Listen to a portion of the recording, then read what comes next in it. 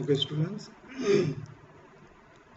आज हम क्रस्टेशिया के डिंभक रूप के बारे में अध्ययन करेंगे और इसको हम कहते हैं larval forms of crustaceans. Okay,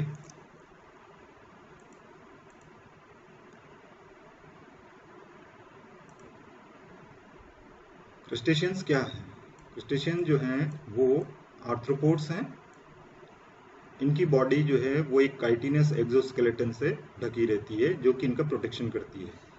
लेकिन जो एक्सोस्केलेटन है ये अगर टाइटली बाउंड करके रखा हुआ है वहाँ पर उसको, तो ये उनकी ग्रोथ को बढ़ने होने से रोकता है, यानी उनके शरीर में वृद्धि होने से रोकता है। इसलिए ये क्या करते हैं कि इसको बीच बीच में हटाते रहते हैं, शेडिंग इसकी होती रहती है।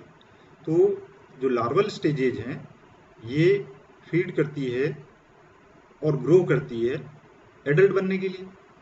इसलिए इनमें मोल्टिंग या एक्डाइसिस जिसे हम कहते हैं, निर्मोचन की क्रिया का होना आवश्यक है, जिससे कि इनके ऊपर पाया जाने वाला जो काइटिन का जो कवच है, ये कवच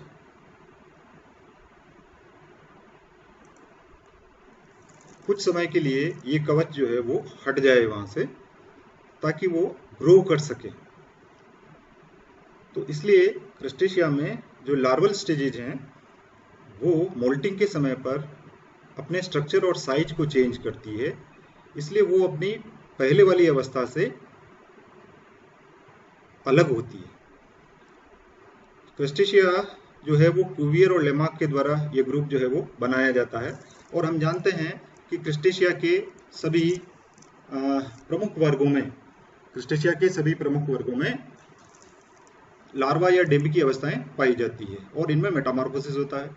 कुछ ही क्रस्टेशियन ऐसे हैं जिनमें कि डायरेक्ट डेवलपमेंट जो है वो हो पाता है। कुछ क्रस्टेशिया हैं जिनमें कि डायरेक्ट डेवलपमेंट जो है वो होता है। इसमें क्या होगा कि जैसे पेलिमोन और क्रेफिश हैं, इनके अंडों से वयस्क की आकृति से मिलता जुलता शिशुवाड़ निकलता है और जो मोल्टिंग के उपरांत वयस्क में बदल जाता है।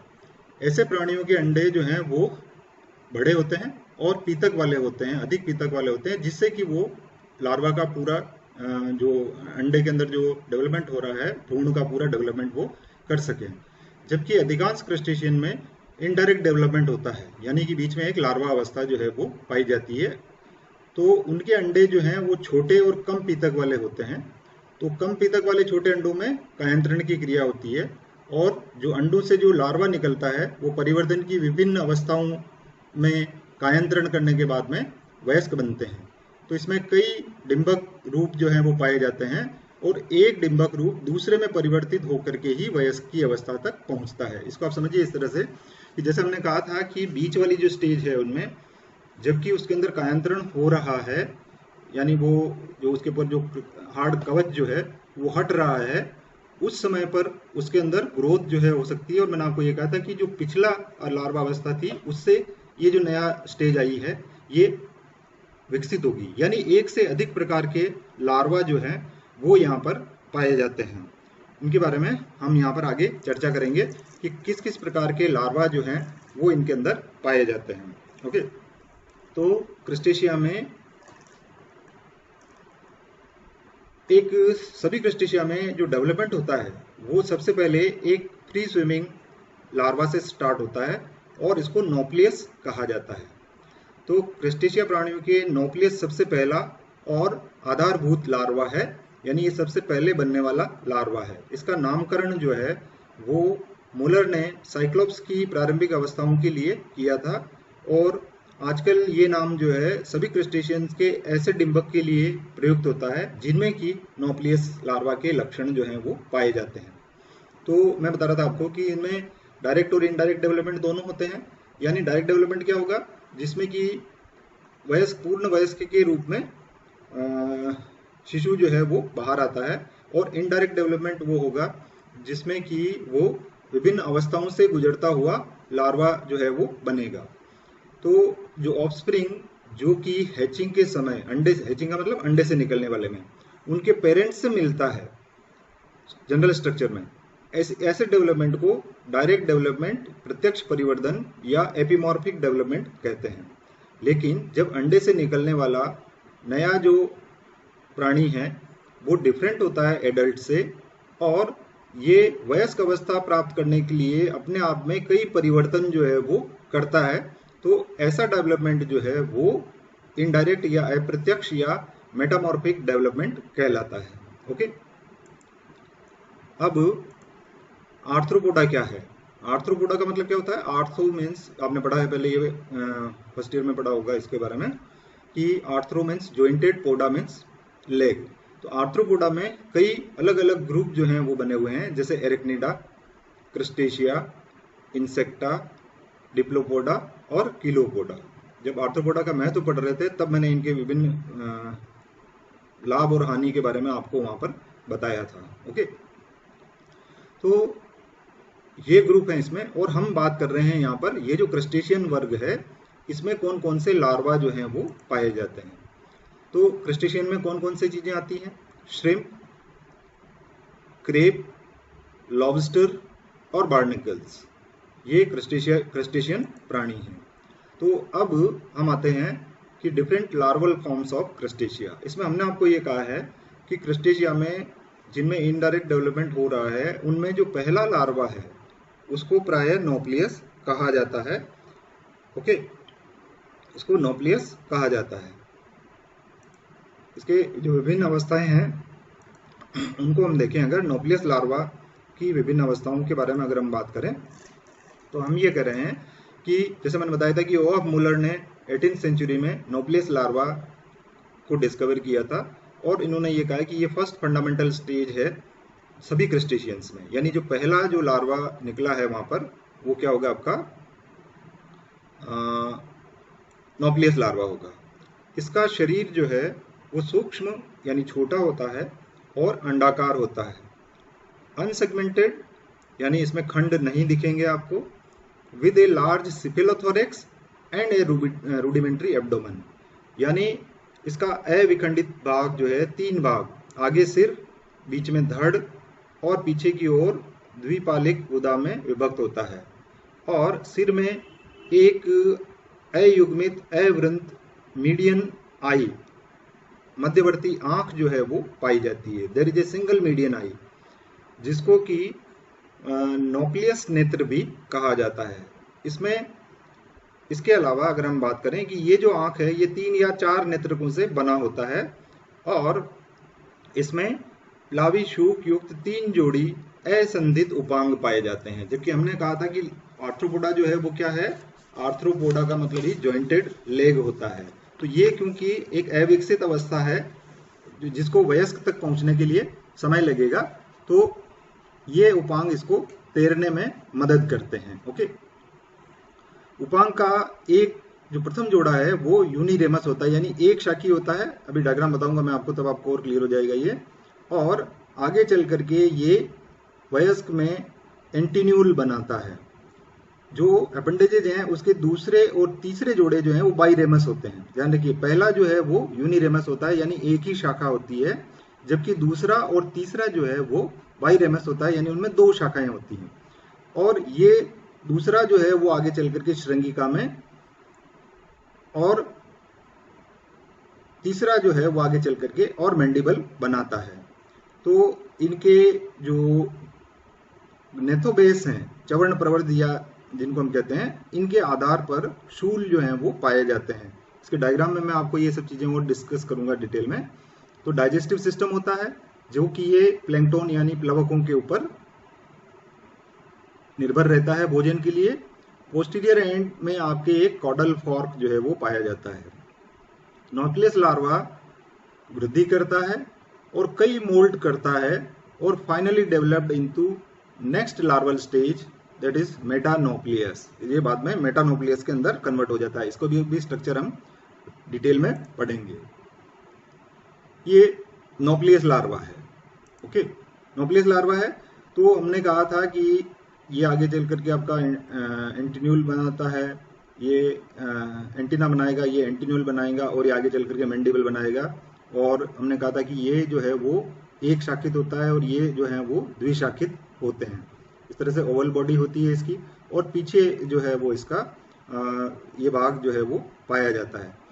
तो मुख्य श्रृंगिका और चिबिक उपांगों के बीच अग्रभाग में होता है, और आहार नाल जो है वो 3 भागों के अंदर बनी हुई होती है। देखिए यहाँ पर ये एंटीन्यूल है, ये मीडियन आई है, ये आगे चल करके और मैंडिबल बनाएगा, और ये कॉडल फॉर्क है, ये पीनियस का नोब्लियस लार्वा है। ये देखिए ये वास्तविक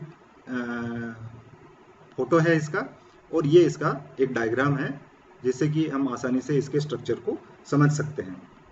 तो ये इसमें 3 जोड़े उपांग पाए जाते हैं। देखिए 1, 2 और 3, यहाँ पर देखिए 1, 2 और 3 इधर, और 1, 2 और 3 इधर, यानी 3 जोड़ी जो है उसके अंदर उपांग जो है वो पाए जाते हैं।